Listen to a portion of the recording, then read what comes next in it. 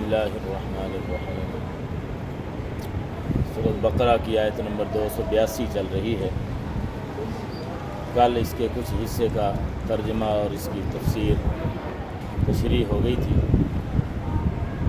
اس کے بعد آگے اس آیت کا یہ دوسرا حصہ ہے۔ اس آیت کے شروع میں کل جو ہم نے پڑھا اس میں یہ حکم دیا گیا ہے کہ اگر مالی معاملہ کوئی ادھار کا کر رہے ہو، کسی سے کسی کو قرضہ دے رہے ہو یا کوئی ادھار سودا خرید رہے ہو، کسی کو ادھار دے رہے ہو تو اس کو لکھ لیا کرو، بہتر یہ ہے۔ اور پھر لکھنے والے کو بھی ہدایت دی کہ وہ انصاف کے ساتھ لکھے، اور اگر اس کو لکھنے کے لیے کہا جائے تو وہ بھی انکار نہ کرے۔ اس کو اللہ پاک نے لکھنے کی صلاحیت دی ہے۔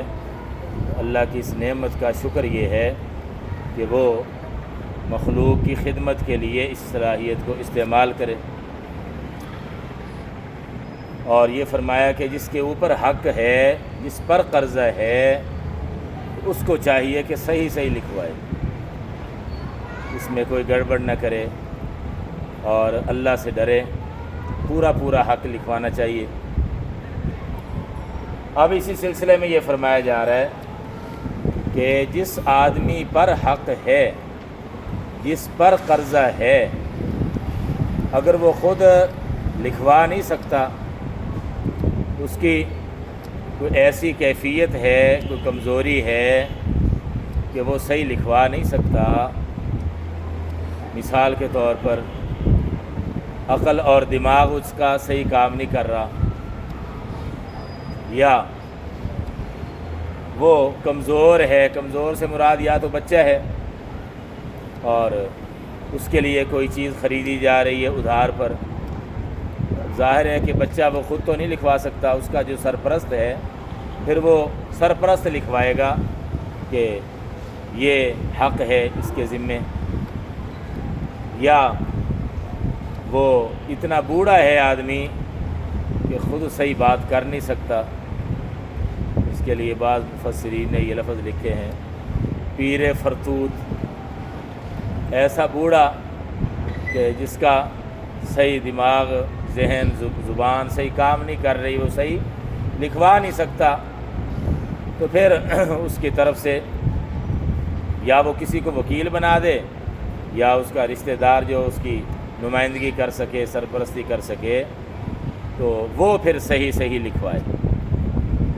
یا ایسا ہو سکتا ہے کہ جس کے ذمے حق آ رہا ہے، قرضہ جس کے ذمے ہے، وہ زبان نہیں سمجھتا ان لوگوں کی، یہ جو لکھنے والے ہیں ان کی زبان اور ہے اور اس کی زبان اور ہے، کوئی غیر ملکی ہے، تو اب وہ لکھوائے گا تو یہ لکھنے والا اس کی زبان نہیں سمجھے گا، تو اب اس کی صورت یہی بنے گی کہ وہ کسی کو وکیل بنا دے یا کوئی ترجمان مقرر کر دے، تو وہ جو ترجمان ہوگا، وکیل ہوگا، نمائندہ ہوگا، پھر اس کی ذمہ داری ہے کہ وہ صحیح لکھوائے۔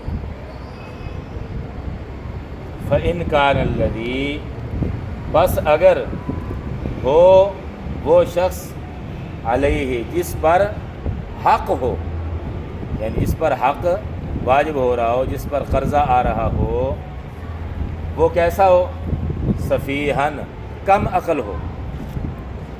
سفیہ کا ترجمہ بیوقوف بھی کر لیتے ہیں، لیکن یہاں مراد کم عقل، جس کی عقل پوری کام نہیں کر رہی، نفع نقصان کا اس کو صحیح پتہ نہیں چلتا۔ سفیہن، بیوقوف ہو، کم عقل ہو۔ بس اگر ہو وہ شخص جس پر حق ہو وہ کم عقل ہو، او ضعیفاً، یا وہ کمزور ہو، یہاں ضعیفاً میں دونوں صورتیں شامل ہے، یا تو وہ بچہ ہے چھوٹا، گفتگو صحیح کر نہیں سکتا، بات کر نہیں سکتا، یا بوڑھا ہو بہت زیادہ، کمزور ہو، یا بیمار بہت زیادہ ہو، جی وہ بات نہیں کر سکتا۔ او لا یستطیع ان یمل، یا وہ نہ استطاعت رکھتا ہو، یعنی طاقت نہ رکھتا ہو اس بات سے کہ اس بات کی ان یمل ہوا کہ وہ لکھوا سکے۔ اس کی صورت یہ ہو سکتی ہے کہ گونگا ہے مثلا، ویسے تو جسمانی طور پر ظاہری طور پر ٹھیک ہے، لیکن گونگا ہے وہ، اب صحیح لکھوا نہیں سکتا، تو پھر کیا کیا جائے؟ فَلْيُمْلِلْ وَلِيُّهُ، تو پھر لکھوائے اس کا سرپرست ولی۔ ولی کا معنی دوست بھی ہوتا ہے، مددگار بھی ہوتا ہے، سرپرست بھی ہوتا ہے، کارساز بھی ہوتا ہے، تو یہاں سرپرست کے معنی میں یا اس کے نمائندے کے معنی میں، وکیل بنا دیا وہ بھی اسی معنی میں شامل ہوگا، ترجمان ہے، زبان اور ہے، ترجمان بنا دیا وہ بھی اسی میں شامل ہے۔ تو چاہیے کہ لکھوائے اس کا سرپرست بالعدل، انصاف کے ساتھ۔ بہرحال جو بھی لکھوائے تو اس کی ذمہ داری ہے کہ گڑبڑ نہ کرے، دیانتداری اور انصاف کے ساتھ لکھوائے۔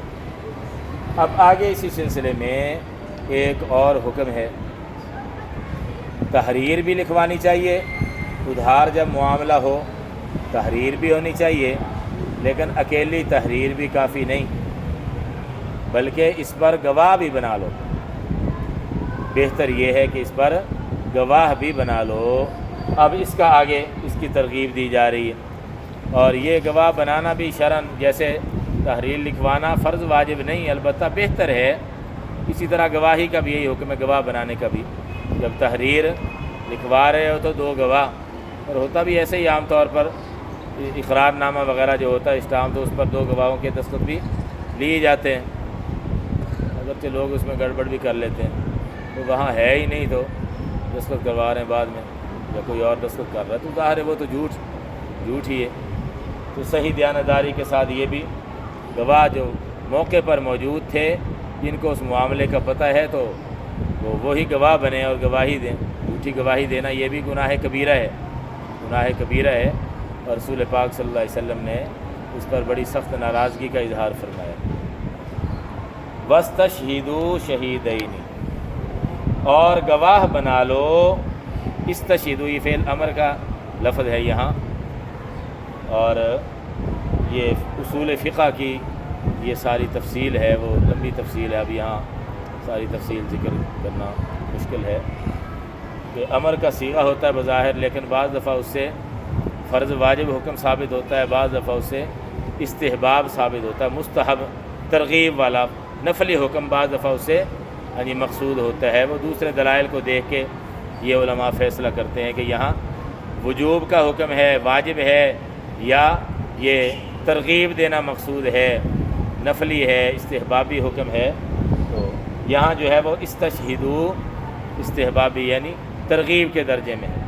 اور گواہ بنا لو شہیدینی، دو گواہ۔ یہ شہید کی تثنیہ ہے، شاہد شہید، شاہد کا معنی بھی گواہ، اور شہید کا لفظ بھی اسی معنی میں استعمال ہوتا ہے۔ ایک تو شہید وہ ہے جو اللہ کے راستے میں قتل کر دیا جائے، جان قربان کر دے، تو وہ بھی گواہی دیتا ہے، اور وہ اپنے خون سے گواہی دیتا ہے اللہ کی وحدانیت کی، اسلام کی صداقت کی، پیغمبر کی حقانیت کی، قرآن کے حق ہونے کی، تو دین کے حق ہونے کی گویا اپنے خون سے وہ گواہی دیتا ہے۔ تو شہید گواہ، اور دو ہوں تو شہیدانی، یہاں مفعول بن رہا ہے اس فعل کا، اس لیے شہیدین ہی پڑھ رہے ہیں اس کو، دو گواہ۔ من رجالکم، اپنے مردوں میں سے، من رجالکم، من کا معنی سے، رجالکم اپنے مردوں میں سے۔ یہ جو رجال ہے رجل کی جمع ہے، اور اس سے یہاں مراد ہے کہ بالغ ہوں، کیونکہ نابالغ بچے کے لیے عربی میں رجل کا لفظ استعمال نہیں ہوتا۔ رجال اس لفظ میں یہ شرط بیان کی جا رہی ہے کہ جس کو گواہ بناؤ وہ گواہ بالغ ہونے چاہیے، اور دوسری شرط اس میں یہ ہے کہ وہ گواہ آزاد ہو، غلام نہ ہو۔ پہلے زمانے میں غلام ہوتے تھے۔ من رجالکم، کم عام جو خطاب ہے، ظاہر ہے کہ آزاد مسلمانوں کو یہ ہو رہا ہے، تو اس میں یہ بھی شرط ہے کہ آزاد ہونے چاہیے، غلام گواہ نہیں بن سکتے۔ تیسری شرط اسی لفظ میں موجود ہے، من رجالکم، اپنے مردوں میں سے، یعنی مسلمان ہو تم میں سے، آپس میں سے مسلمان ہو۔ کوئی کافر مسلمان کے لیے گواہ نہیں بن سکتا، مسلمان کے خلاف گواہ نہیں بن سکتا، مسلمان کے حق میں کافر کی گواہی قبول نہیں۔ تو مسلمان کے لیے گواہ بھی مسلمان ہونا ضروری ہے۔ تو من رجالکم میں یہ شرائط موجود ہیں۔ گواہ بنا لو، دو گواہ اپنے مردوں میں سے۔ اچھا جی، یہ مالی معاملے کی بات ہو رہی ہے، یہ ذہن میں رکھیں، ورنہ گواہی کا نصاب جو ہے نا یہ مختلف ہے۔ بعض دفعہ اکیلی عورت کی گواہی بھی کافی ہو جاتی ہے بعض معاملات میں۔ بعض معاملات میں عورتوں کی گواہی بالکل قبول نہیں، اور کچھ معاملات ایسے ہیں ان میں عورتوں کی گواہی قبول تو ہے، لیکن اکیلی کی نہیں بلکہ ساتھ مرد بھی ہونے چاہیے، جیسے یہاں آ رہا ہے۔ تو تین قسمیں ہو گئیں۔ ایک صورت تو یہ ہے کہ حدود کا معاملہ ہے۔ حدود حد کی جمع ہے۔ حد ایسی سزا کو کہتے ہیں جو شریعت کی طرف سے متعین ہے، جیسے زنا کی سزا ہے، بدکاری کی سزا ہے۔ اگر ثابت ہو جائے تو پھر اس سزا میں کوئی کمی کوئی معافی نہیں کر سکتا۔ وقت کے صدر کو بھی، بادشاہ کو بھی، جج کو بھی معافی کا اختیار نہیں۔ اگر ثابت ہو گئی تو وہ سزا جاری کرنی پڑے گی، وہ پابند۔ زنا کی سزا، حد، اس میں عورتوں کی گواہی قبول نہیں۔ تو زنا کی جو سزا ہے نا، اس کی ثبوت کے لیے 4 مرد گواہ ہونے ضروری ہیں۔ 4 مرد گواہ جو یہ گواہی دیں کہ ہم نے اپنی آنکھوں سے دیکھا ہے، اور آگے پھر وہ ساری تفصیل بھی جج پوچھے گا۔ یہ فقہ کے اندر یہ ساری تفصیل علماء نے بیان فرمائی۔ لوگ ایسے ہی الزام تو لگا دیتے ہیں، لیکن اگر 4 گواہ پورے نہ کر سکے تو پھر ان کی سروس کی جائے گی۔ حد قذف اس کو کہا جاتا ہے، تہمت کی سزا لگائی جائے گی اگر 4 گواہ پورے نہ کر سکے۔ الزام لگا دیا، بہتان لگا دیا، اور 4 گواہ پیش نہ کر سکے تو پھر 80 کوڑے لگتے ہیں ان تہمت لگانے والوں کو۔ یہ بھی حد قذف ہوتی ہے۔ ایک ہے شراب کی حد، حد شرب اس کو کہتے ہیں، اور اسی طرح سے حد سرقہ، چوری کی حد۔ چوری اگر ثابت ہو گئی ہے جی، کم از کم 10 درہم، 2 تولے 7.5 ماشی چاندی یا اس سے زیادہ قیمت والی کوئی چیز کسی نے چوری کی ہے، اس پر پھر یہ سزا جاری ہوتی ہے، اس کا ہاتھ کاٹا جاتا ہے یہاں سے۔ تو اس میں یہ جو حدود ہے نا، ان میں عورتوں کی گواہی قبول نہیں، صرف مرد ہونے چاہیے۔ زنا کے لیے تو 4 مرد ہیں، اور باقی جو حدود ہیں ان کے لیے 2 مرد مسلمان۔ اور کچھ معاملات ایسے ہیں جن پر مرد عام طور پر مطلع نہیں ہوتے، مردوں کو وہ موقع دیکھنے کا موقع نہیں ہوتا، عورتوں کے معاملات ہوتے ہیں، تو اس میں صرف عورت کی بھی گواہی قبول کر لی جاتی ہے۔ بعض دفعہ ایک عورت کی بھی گواہی قبول کر لی جاتی ہے۔ مثلا بچے کے پیدا ہونے کا معاملہ، ولادت کے بارے میں کوئی اختلاف ہو گیا کہ یہ اس کا بچہ ہے یا نہیں۔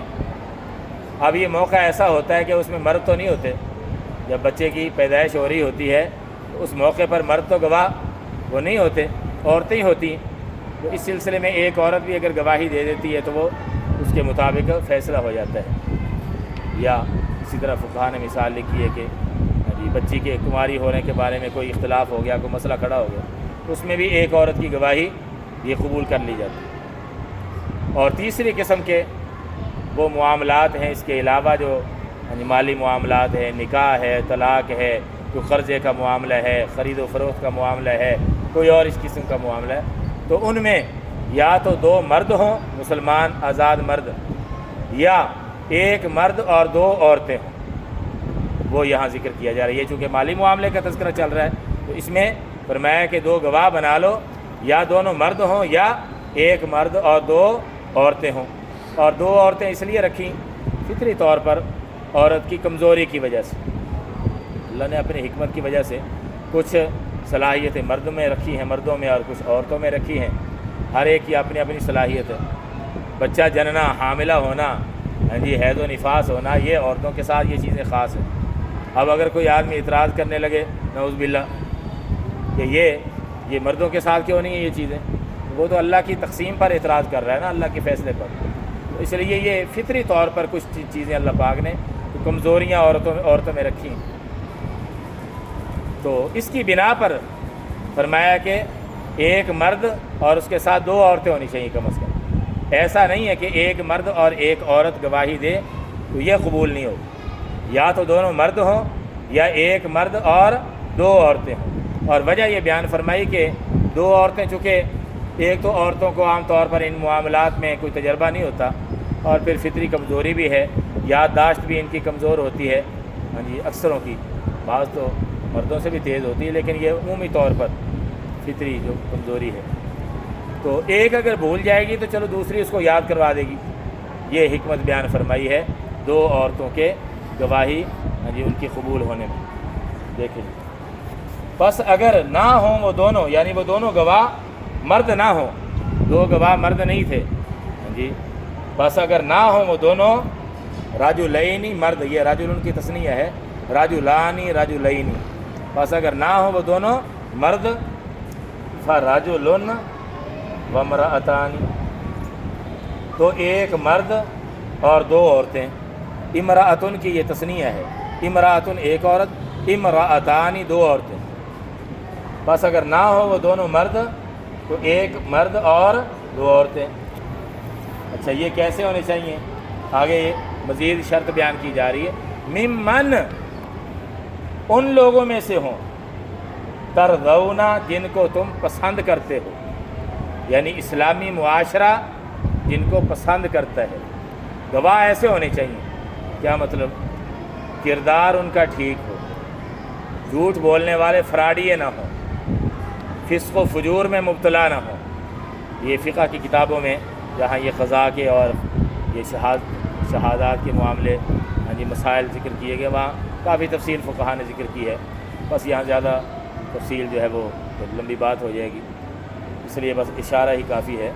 تو فرمایا کہ اسلامی معاشرہ جس کو تسلیم کرے، کردار سے، سیرت سے، اس کے طرز عمل سے اسلامی معاشرہ مطمئن ہو، ایسے گواہ ہونے چاہیے.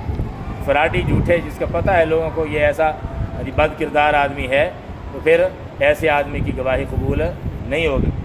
تو گواہ کیسے ہوں؟ ممن ترضون، ان لوگوں میں سے ہوں، ترضون جن کو تم پسند کرتے ہو. ترضا یہ رضا سے ہے، رضا کا معنی راضی ہونا، اور مراد اس سے جس پر تم راضی ہو یا پسند کرتے ہو جن کو. من الشہداء، شہداء میں سے، گواہوں میں سے. شہداء شہید کی جمع ہے، گواہ. اچھا اب وہ حکمت بیان کی جا رہی ہے. یہ جو دو عورتوں کی گواہی ہے نا قبول کی جاتی ہے. فرمایا کیوں؟ اس کی وجہ یہ ہے ان تضل، اس وجہ سے کہ بھول سکتی ہے ان میں سے ایک. تضلہ، ضلہ یضل، ضلال یا ضلالت کا عام ایک ترجمہ تو ہوتا ہے نا گمراہ ہو جانا، اور بعض دفعہ یہ بھول کے معنی میں بھی یہ لفظ استعمال ہو جاتا ہے. تو یہاں اسی نسیان اور بھول کے معنی میں یہ ترجمہ کریں گے اس وجہ سے کہ بھول سکتی ہے ان میں سے ایک، یعنی دو عورتوں میں سے ایک عورت وہ واقعے کی تفصیل ہو سکتا ہے یاد نہ رہی ہو اس کو، تو پھر دوسری یاد کرا دے.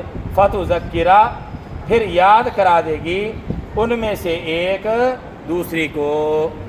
فتذکرہ تذکیر سے ہے، فا کا معنی پھر تذکرہ، یاد کرا دے گی احداہما ان میں سے ایک، الاخری دوسری کو. ایک بھول گئی تو دوسری اس کو یاد کروا دے گی. آگے گواہوں کو یہ فرمایا جا رہا ہے کہ جب تمہیں گواہی کے لیے بلایا جائے نا تو آ جایا کرو. جہاں یہ خطرہ ہو کہ گواہی اگر نہ دی تو حق والے کا حق مر جائے گا، تو پھر گواہوں کی ذمہ داری یہ بنتی ہے، واجب ہو جاتا ہے کہ پھر گواہی دیں. ہاں البتہ وہ آنے جانے کا خرچہ کھانے پینے کا خرچہ وہ وصول کر سکتے ہیں۔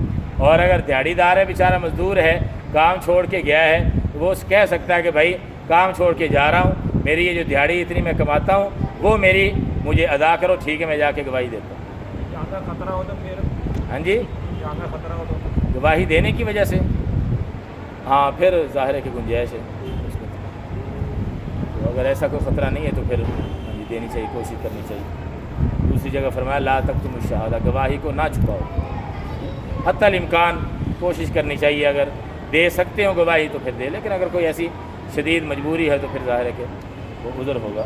فرمایا ولا یأبی الشہداء، اور نہ انکار کریں، یأبی اور نہ انکار کریں گواہ، اذا ما دعوا، جب کہ دعو ان کو بلایا جائے، یعنی گواہی کے لیے جب ان کو بلایا جائے، طلب کیا جائے، تو گواہ جو ہے وہ گواہی دینے سے انکار نہ کریں۔ اللہ پاک عمل کی توفیق عطا۔ الحمد للہ رب العالمین، والصلاۃ والسلام علی رسول الکریم۔ ربنا آتنا فی الدنیا حسنۃ وفی الآخرۃ حسنۃ وقنا عذاب النار۔ رب اغفر وارحم وانت خیر الراحمین۔ اللہم وفقنا لما تحب وترضى۔ صلی اللہ تعالی علی خیر خلقہ محمد وآلہ وصحبہ اجمعین، آمین برحمتک یا